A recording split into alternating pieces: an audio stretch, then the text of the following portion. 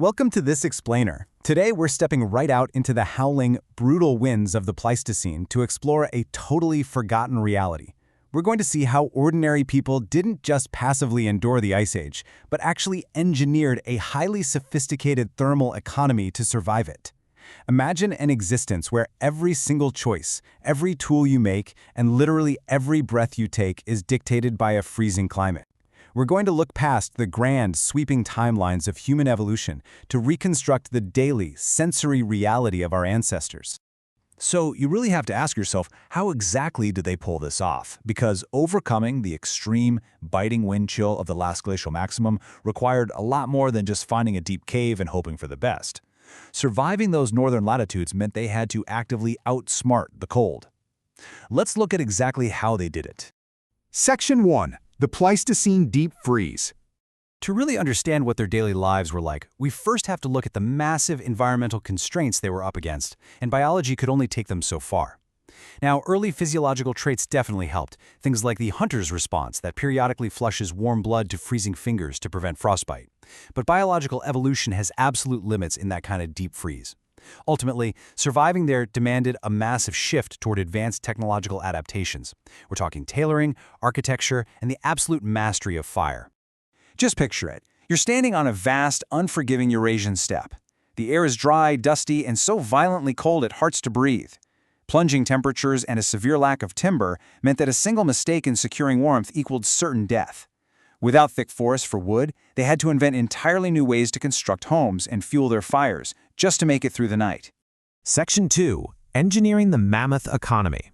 Now, what's genuinely fascinating here is how ordinary people took the world's largest land mammal and essentially turned it into the foundation of a complete economic system. Rather than constantly wandering as desperate nomads, they actually utilized river landscapes to trap and float massive mammoth carcasses downstream. This allowed them to efficiently butcher huge quantities of meat and fat in one place.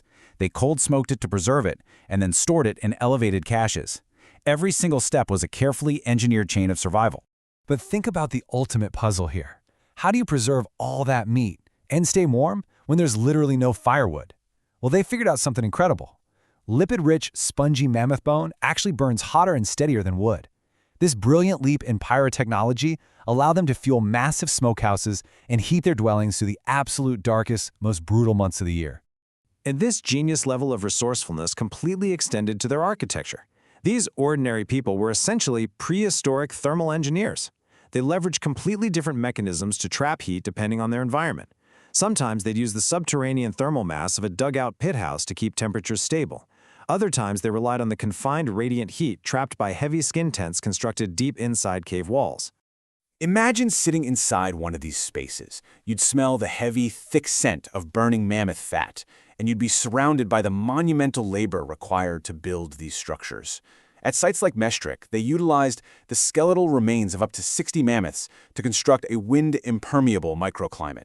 They interlocked heavy jawbones in intricate chevron patterns. They used dozens of massive tusks as arching roof rafters, and they packed the base with lowest soil to perfectly seal out those freezing drafts. It was quite literally a localized fortress of climate control. Section 3. The Art of Tailoring. Okay, so we're zooming in now, from the macro environment of those massive bone architectures to the incredibly intimate micro environment of human dress. You see, unlike the simple draped capes used by earlier hominins like Neanderthals, surviving this specific wind chill required a true engineering marvel: complex clothing. They designed multi-layered garments that were sewn to perfectly hug the body, trapping warm air against the skin and effectively turning clothing into a wearable, insulated shelter. The sheer engineering of the tools they made for this is just mind-blowing. Think about the tactile reality for a second. The meticulous, repetitive scraping of a flint tool to carve a tiny, delicate-eyed needle, often out of the bone of a red fox.